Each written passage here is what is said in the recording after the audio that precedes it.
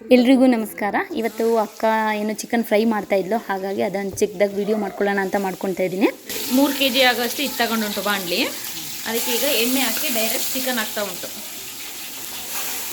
Chicken ಹಾಕ್ಬಿಟ್ಟು ಸ್ವಲ್ಪ fry ಮಾಡಬೇಕು. ಸ್ಮೆಲ್ಲು ಮತ್ತು ಅದೆಲ್ಲ ಹೋಗೋದಂತ ಫ್ರೈ ಮಾಡಬೇಕು. ಈಗ ಇನ್ನೂ ಸ್ವಲ್ಪ ಅದು ನೀರೆಲ್ಲ ಬಿಡಬೇಕು. ಚಿಕನ್ನ ನೀರೆಲ್ಲ ಬಿಡೋ ತನಕ ಸ್ವಲ್ಪ ಫ್ರೈ ಮಾಡಬೇಕು. ಮನೇಲಿ ಸ್ವಲ್ಪ ಅತ್ತೆ ಮಾವ ಇರೋದ್ರಿಂದ ಜೋರಾಗಿ ಮಾತಾಡೋಕ್ಕಾಗಲ್ಲ, ಸ್ವಲ್ಪ ನಾಚಿಕೆ ಆಗ್ತದೆ.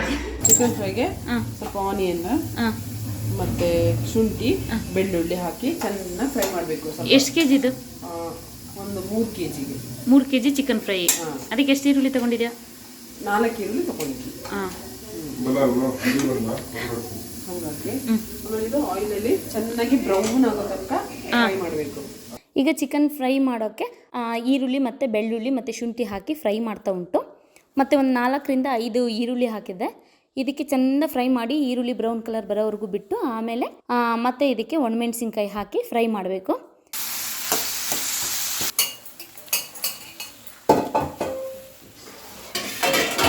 ನೋಡಿ, ಇವಾಗ ಇದಕ್ಕೆ ಒಣಮೆಣಸಿನ್ಕಾಯಿ, ಶುಂಠಿ, ಬೆಳ್ಳುಳ್ಳಿ, ಈರುಳ್ಳಿ ಎಲ್ಲ ಹಾಕಿ ಫ್ರೈ ಮಾಡುಂಟು. ಇವಾಗ ಇದನ್ನು ಚೆನ್ನಾಗಿ ಗ್ರೈಂಡ್ ಮಾಡ್ಕೋಬೇಕು. ಗ್ರೈಂಡ್ ಮಾಡಿ ಮತ್ತೆ ಇದಕ್ಕೆ ಹಾಕಿ ಮತ್ತೆ ಇದೇ ಜಾರಿಗೆನೆ ಒಂದು ಸಣ್ಣ ಗ್ಲಾಸ್ ಅಂದರೆ ಕಾಫಿ ಕುಡಿಯೋ ಗ್ಲಾಸ್ ಅಷ್ಟು ನೀರು ಹಾಕಿಬಿಟ್ಟು ಮತ್ತೆ ಇದಕ್ಕೆ ಹಾಕಿ ಮತ್ತೆ ಕುದಿ ಬರೋವರೆಗೂ ಬಿಡಬೇಕು. ಚಂದ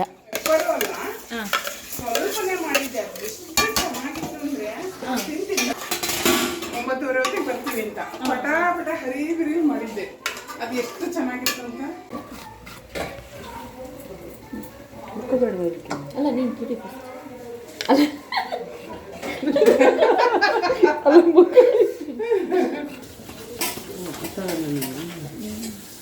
ಆ ಥರ ಅಲ್ಲ, ನಮ್ಮನೇಲಿ ಈ ಥರ ಎಲ್ಲ ಎಲ್ಲಿ ಮಾಡೋದು ಒಬ್ರು ಇಟ್ಟಲ್ಲೇ ಬೇಕಲ್ಲ. ಟೊಮೊಟೊ ಮತ್ತು ಈ ಕಾಯಿ ತುರಿ ಹಾಕಿ ಗ್ರೈಂಡ್ ಮಾಡಬೇಕು. ಇದನ್ನೇನು ಫ್ರೈ ಮಾಡ್ಕೊಂಡಿಲ್ಲ, ಬರೀ ಅದೇ ಬಾಣಲಿಗೆ ಈರುಳ್ಳಿ ಏನು ಫ್ರೈ ಮಾಡಿದ್ದು ಅದೇ ಬಾಣಲಿಲಿ ಸ್ವಲ್ಪ ಎಣ್ಣೆ ಇತ್ತಲ್ಲ, ಹಾಗಾಗಿ ಕಾಯಿನೂ ಮತ್ತು ಟೊಮೊಟೊ ಹಾಕಿ ಸುಮ್ಮನೆ ಹಾಗೆ ಬಿಟ್ಟಿದ್ದಷ್ಟೇ. ಮತ್ತು ಅದನ್ನೇ ಇದಕ್ಕೆ ಹಾಕಿಬಿಟ್ಟು ಗ್ರೈಂಡ್ ಮಾಡಿಕೊಂಡು ಈ ಪೇಸ್ಟು ಕೂಡ ಅದಕ್ಕೆ ಹಾಕೋದು.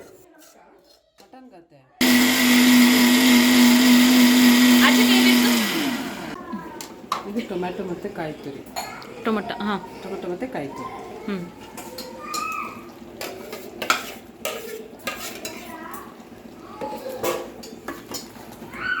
ಇದಕ್ಕೆ ಸ್ವಲ್ಪ ಸಾಲ್ಟ್ ಹಾಕ್ತಾ ಇದ್ದೀನಿ.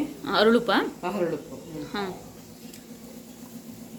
ಕೈಯಲ್ಲಿ ಅದ ಗೊತ್ತಾಗುತ್ತಲ್ಲ ಅವ್ರಿಗೆ, ಮನೇಲಿ ಹಾಕೋರಿಗೆ ಹದವಾಗಿ ಎಷ್ಟು ಬೇಕಷ್ಟು. ಅಕ್ಕ ಜಾಸ್ತಿ ಐತೆ ಅಂತ ಇಲ್ಲ, ಉಪ್ಪು ಹಾಕ್ತಾ ಇದ್ದೀನಿ.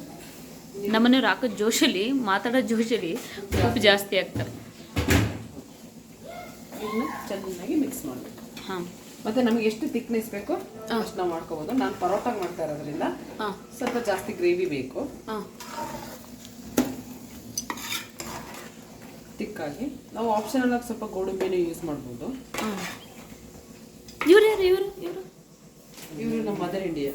ಓಹೋ, ಅವರೇ ಕೈಲಿ. ಆ್ಯಕ್ಚುಲಿ ನಮ್ಮಮ್ಮ ಸ್ಕೂಲ್ ಟೀಚರು. ಸ್ಕೂಲ್ ಮುಗಿಸ್ಕೊಂಡು ಬರೋದು ಇಂಡಿಪೆಂಡೆನ್ಸ್ ಡೇ ಇರೋದ್ರಿಂದ ಲೇಟ್ ಆಗಿಬಿಡ್ತು.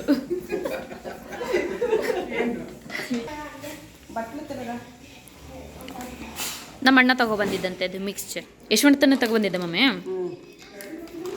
ನೆನ್ನೆ ಬಂದಿದ್ರು ಯಶವಂತಣ್ಣವರು. ಮಕ್ಕಳು ಬಂದಿದ್ವಾ? ಟರ್ಮರಿಕ್, ಅರಿಶಿನ 1 ಸ್ಪೂನು, ಚಕ್ಕೆ ಲವಂಗ ಸ್ವಲ್ಪ, ಯಾಕಂದರೆ ಮೆಣಸಿನ್ಕಾಯಿನ ಹಾಕಿರೋದ್ರಿಂದ. ಚಕ್ಕೆ ಲವಂಗ ಪೌಡ್ರ 2 ಮಿಕ್ಸ್, ಚಕ್ಕೆ ಪೌಡ್ರ್ 2 ಮಿಕ್ಸ್, 2 ಬರೀ ಒಂದೇನ ಇರೋದು, ಬರೀ ಚಕ್ಕೆ ಪೌಡರ್. ಹಾಂ,